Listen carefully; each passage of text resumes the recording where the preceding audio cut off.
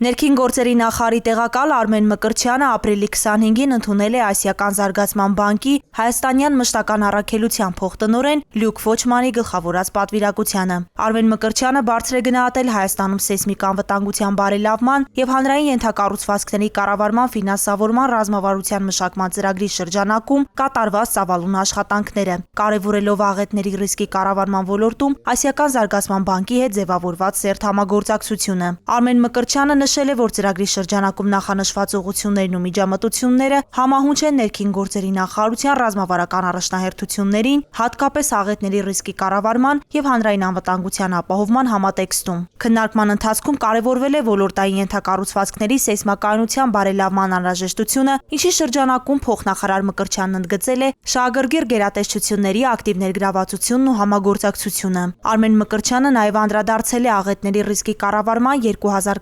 2023-2030 թվականների ռազմավարությանը եւ աղետների ռիսկի կառավարման եւ բնակչության պաշտպանության մասին օրենքին։ Ասիական զարգացման բանկի հայաստանյան մշտական առաքելության փոխտնօրեն Լյուկ Ֆոչմանը շնորհակալություն հայտնելով ընդունելության համար նշել է, որ սեյսմիկ անվտանգության եւ աղետների ռիսկի կառավարման ոլորտը բանկի համար առաջնահերթություն է եւ հատկապես կարեւոր է, որ տարբեր պետական կառույցներ ակտիվորեն ներգրաված են գործընթացում, ցուցաբերելով պատասխանատվություն ոլորտի զարգացման ուղղությամբ։ Պատվիրակության անդամները ներկայացրել են կոնկրետ ուղղություններով իրականացված աշխատանքները, մասնավորապես անդրադառնալով առկա իրավիճակին եւ ռիսկի վերլուծությանը, ծրագրի հիմնական գործողություններին, ակնկալվող արդյունքներին։